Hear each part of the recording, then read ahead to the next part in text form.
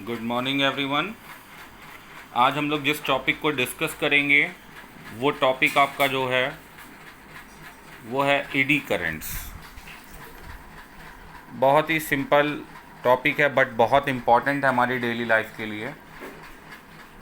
First of all eddy currents जो हैं इसकी डिस्कवरी फौकॉल्ट ने करी थी, सो इनको हम लोग फौकॉल्ट करंट भी बोलते हैं। Okay, Foucault current. तो एडी करंट हैं क्या? देखिए, जब आपने बहुत बार देखा होगा कि वाटर में कभी कभी जब हम लोग उसे सर्कुलर मूव कराते हैं तो वाटर में इस टाइप का एक ईडीज बन जाता है जिसे हम लोग हिंदी में भंवर बोलते हैं।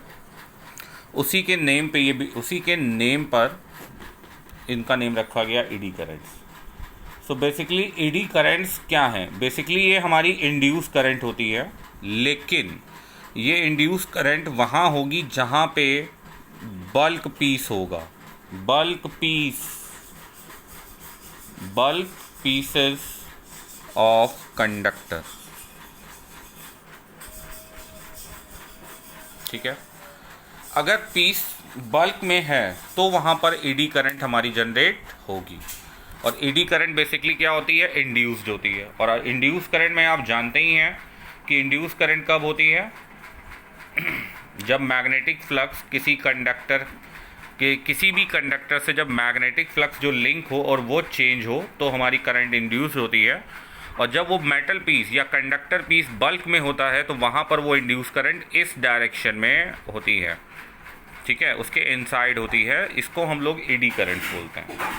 ठीक है, तो बहुत सिंपल एक इसका डिस्क्रिप्शन, ये जो डेफिनेशन थी वो ये थी कि मैं फिर से एक बार रिपीट कर रहा हूँ। Eddy currents are basically the currents induced in the bulk pieces of conductors. Bulk pieces of conductors, ये माइंड में रखना है आपको। When magnetic flux linked with the conductor changes, okay. और इसका बहुत ही इंटरेस्टिंग एक एक्सपेरिमेंट है, जिस एक्सपेरिमेंट को आपने कई बार YouTube पे अलग अलग वीडियोस में देखा होगा कि इलेक्ट्रोमैग्नेटिक फील्ड में या इलेक्ट्रोमैग्नेट के पास अगर एक हम मेटालिक डिस्क को रखते हैं और वो जंप करने लगती है, तो ये आपने जो एक्सपेरिमेंट था कुछ इस टाइप में सपोज करिए कि ये आपका एक इलेक्ट्रोमैग्नेट है। ठीक है, इसमें आपने इस तरीके से वायर रैप करी हुई है। यहाँ पर आपने एक बैटरी लगा दी है या सेल लगा दिया है और यहाँ से कनेक्शन इसे दे दिया। तो जब ये वायर में कनेक्शन जाएगा तो हमारी करंट फ्लो करेगी और ऐसे वापस आएगी। तो ये एक इलेक्ट्रोमैग्नेट की तरह बिहेव करेगा। अगर मैं इसके एंड पर यहाँ पर एक मेटालिक डिस्क रख दूँ सेम साइज़ की, बहुत लाइट वेटेड, तो इस एक्सपेरिमेंट में आप देखेंगे जब यहाँ पे करंट ऑन करोगे तो ये डिस्क जो है ये अपवर्ड डायरेक्शन में रोल करने लगेगी, मूव करने लगेगी। ठीक है, ये लाइट मेटल डिस्क है, बहुत हैवी नहीं लेनी है, अदरवाइज़ आपको यहाँ पे करंट बहुत ज़्यादा लेनी पड़ेगी। तो ये अपवर्ड डायरेक्शन में आपकी शिफ्ट हो जाएगी। रीज़न क्या है? रीज़न केवल इसका एक ही है। S current through the solenoid increases, अगर मैं इसमें करंट की वैल्यू को इंक्रीज़ करता हूँ from 0 to maximum, the magnitude flux along the axis of the solenoid, ये भी इंक्रीज़ करेगा। Therefore the magnetic flux link with the disc, यहाँ पे भी इंक्रीज़ होंगी। सो इंड्यूस करंट और eddy current develop in the disc and क्या करेगी? इसे मैग्नेटाइज करेगी। अगर अपर एंड मैं सोलेनॉइड का सपोज कर लूँ किसी टाइम पे नॉर्थ है, तो ड्यू टू लेंज लॉ इस डिस्क का लोअर एंड भी क्या हो जाएगा? नॉर्थ पोलैरिटी में आ जाएगा। और अपर एंड साउथ पोलैरिटी में, ये नॉर्थ पोलैरिटी ऑलरेडी थी, तो ड्यू टू लेंज लॉ यहाँ पे भी नॉर्थ हो जाएगा। और जिसकी वजह से क्या होगा? ये दोनों एक दूसरे को रिपल करेंगे तो ये लिफ्ट कर जाएगी अपवर्ड। ठीक है, तो ये लिफ्ट क्यों कर रही है? Due to eddy currents. और रोल क्यों कर रही है, सर्कुलेट क्यों कर रही है ऐसे ऐसे, ये सर्कुलर मोशन इसलिए, सर्कुलर पाथ में आपकी रोटेट इसलिए कर रही क्योंकि ईडी करंट्स की डायरेक्शन कैसी है, सर्कुलर है। ठीक है, तो ये किसका जनरल डिमॉन्स्ट्रेशन था। सिमिलरली अगर आप एक और इसका एग्जांपल लेना चाहें जो बहुत हमारा जनरली यूज़ होता है, कि अगर एक मेटालिक प्लेट आप ले लें और दो पोल्स के बिटवीन, सपोज करिए ये नॉर्थ पोल है और ये आपका साउथ पोल है, और यहाँ पर आपने एक मेटालिक प्लेट को हैंग करा दिया है लाइक दिस। ठीक है,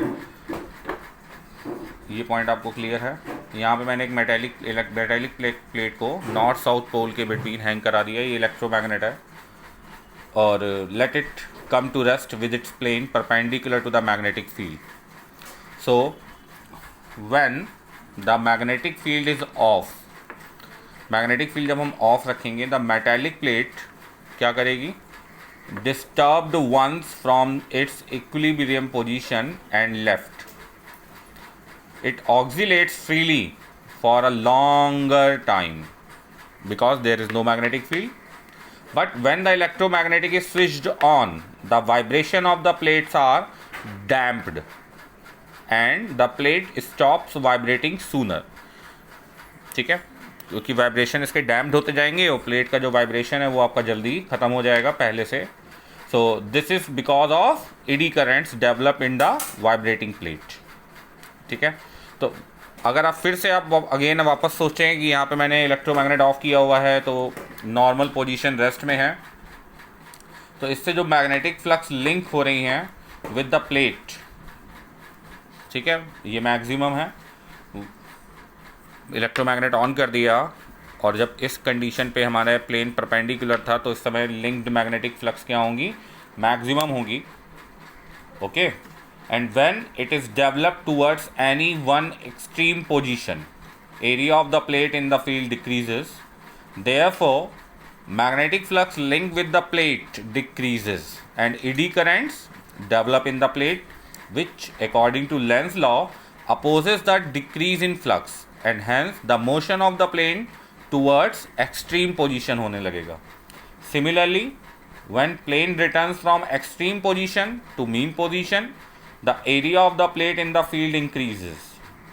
Magnetic flux linked with the plate increases, so eddy currents are developed, which opposes the increase in the flux, and hence the motion of the plate towards the mean position.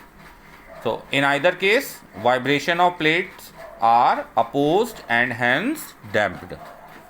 Okay. तो इसीलिए हम लोग जब plate ऐसे हम लोग hang करते हैं तो इस टाइप में फुल नहीं करते, क्योंकि यहाँ पे एडी करंट्स ज़्यादा होंगी जिससे हमारे मोशंस कैसे हो जाएंगे, डैम्प्ड हो जाएंगे। तो जब हम लोग प्रैक्टिकली इसे हम लोग लेते हैं तो इसमें जो प्लेट होती है, प्लेट में बीच में सेक्शंस बना देते हैं लाइक दिस। ठीक है, तो ये सेक्शंस बनाने से क्या होगा, प्लेट एरिया कम हो जाएगा, ड्यू टू क्या होगा, हमारी एडी करंट्स की वैल्यू भी क्या हो जाएगी, कम हो जाएगी, और जिसकी वजह से हमारे जो ऑक्सीलेशन होंगे वो डैम्प्ड होंगे बट पहले से कम हो जाएंगे। यहाँ से ये प्रूव होता है कि मैग्नेटिक मोमेंट जो m है आपका, उसका फॉर्मूला आपने पढ़ा हुआ है, I into vector A depends upon the area enclosed by the current. Magnetic moment depends upon the area enclose by the current. यहाँ से ये पार्ट आपका प्रूव भी होता है। एडी करंट्स के अगर आप एप्लीकेशंस की बात करते हैं तो इलेक्ट्रोमैग्नेटिक डैम्पिंग होती है, वहाँ पे इसका यूज़ करा जाता है। ठीक है, इसी तरह इंडक्शन फर्नेस है, वहाँ पे भी एडी करंट का यूज़ होता है हमारा। मैग्नेटिक ब्रेक्स होती हैं, जो हमारी मैग्नेटिक ब्रेक्स आपकी रेल्स में लगी, ट्रेन्स में लगी होती हैं, उसमें यूज़ होता है। इलेक्ट्रिक पावर मीटर होता है हमारा, इंडक्शन मोटर होती है, इन सब में हमारा, और स्पीडोमीटर, ठीक है, ऑटोमोबाइल में जो आप स्पीडोमीटर यूज़ करते हैं वहाँ पे भी यूज़ होता है इसका। एडी करंट को मिनिमाइज़ करने का सबसे अच्छा मेथड क्या है, मैंने आपको यहाँ बताया था कि प्लेट एरिया आप क्या कर दें, मिनिमाइज़ कर दें। ठीक है, तो अब दूसरा पॉइंट क्या हो सकता है, to minimise the eddy current the metal core to be used in an appliances like dynamo, transformers, choke coil, motor etcetera is taken in the form of thin sheets. ठीक है, जैसे आप ट्रांसफार्मर को देखते हैं अगर, तो ट्रांसफार्मर में आपके स्लाइसेस आपको दिखाई पड़ेंगे, वर्टिकल स्लाइसेस आपके ट्रांसफार्मर में आपको बाहर से ही दिखाई पड़ेंगे। तो वो स्लाइसेस क्या होते हैं, जो कोर होती है वो हमारी सॉलिड ना लेके हम लोग स्लाइसेस के फॉर्म में लेते हैं और उसको लैमिनेट कर देते हैं। ठीक है, ठीक है, इसको आपको ध्यान में रखना है। थिन शीट्स में लेते हैं और एक एक शीट जो होती है वो इलेक्ट्रिकली इंसुलेटेड इलेक्ट्रिकली इंसुलेटिंग होती है, और इसे इंसुलेटिंग बनाने के लिए इंसुलेटिंग वार्निश, ठीक है, वो इंसुलेटिंग वार्निश एक आती है, उससे इसको कोटिंग करते हैं हम लोग। तो ऐसे कोर्स को हम लोग लैमिनेटेड कोर बोलते हैं। ठीक है, और ये पैरेलल जो होती हैं सब प्लेस करी जाती हैं। इस तरीके से हमारा एडी करंट्स से हम लोग बच सकते हैं। ओके, आई होप कि ये वीडियो आपको क्लियर हुआ होगा। अगर कोई डाउट्स हो तो आप मुझे कमेंट कर सकते हैं, अदरवाइज़ आप वीडियो को लाइक करिए और सब्सक्राइब करिए।